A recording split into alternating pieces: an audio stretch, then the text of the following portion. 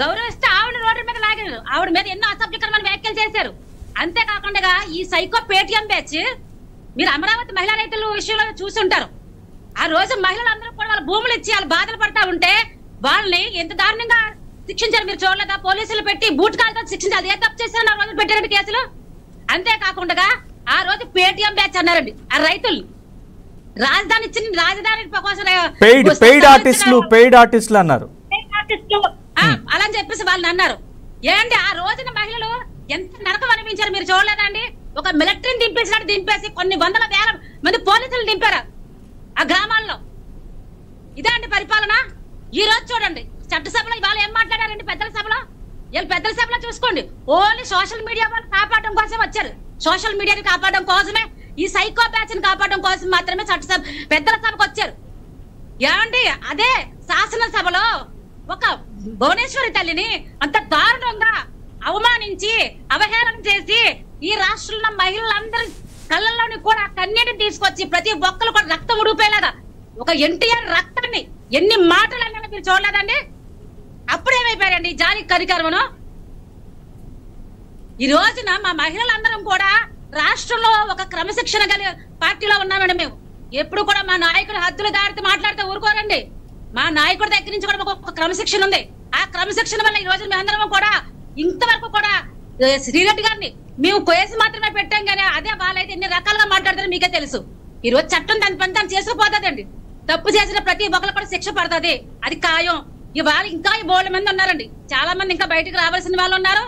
పెద్ద పెద్ద తిమింగళాలు ఉన్నాయి, వాటి మీద కూడా కేసులు పెడతారు. ఇది ఇంకా ఆరంభం మాత్రమే, అంతం మాత్రం కాదండి. గౌతమ్ గారు, సో అమరావతి మహిళల్ని హింసించారు లేదా వాళ్ళని కించపరిచేలా మాట్లాడారు.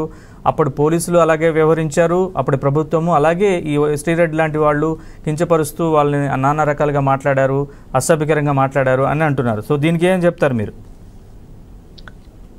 ఇక్కడ కేవలం శిక్ష పడితే శ్రీరెడ్డికి మాత్రమే పడాలా, లేకపోతే ఈ కింద ఉన్న కార్యకర్తలకు మాత్రమే పడాలా, పైన ఉన్న నాయకులకు కూడా పడాలా లేదా? అమ్మా ఒక నిమిషం ఆగండి, మాట్లాడిన తర్వాత మాట్లాడండి. ఒక్క నిమిషం ఆగండి పద్మ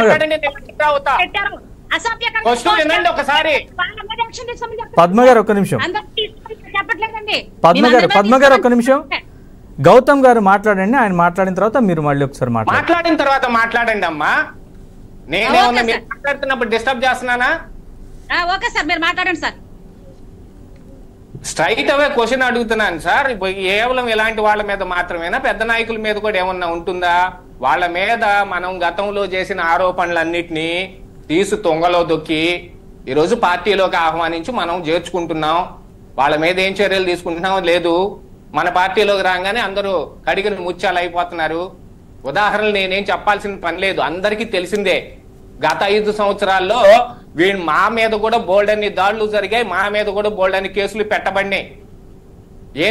మేమేమి ఈ వైసీపీ దీనికి మేమేం అతిథులమేం కాదు. మీరు కూడా బాధితులే కదా, మరి ఎందుకు శ్రీరెడ్డిని? పాయింట్ ఒకటి ఏమిటంటే నేను చెప్పొచ్చే పాయింట్ ఒకటి ఏమిటంటే, చెప్పండి సార్. ఇది కేవలం శ్రీరెడ్డికి మాత్రమే వర్తించే పాయింట్ ఏమిటి అని అంటే, ఆవిడ కనీసం సారీ చెప్పటానికన్నా ముందుకొచ్చింది, నేను మారతాను. సో రిగ్రెట్స్ ఎక్స్ప్రెస్ చేశారు అనేదేగా మీ పాయింట్? ఆవిడ రిగ్రెట్స్ ఎక్స్ప్రెస్ చేసింది అనేదేగా మీ పాయింట్?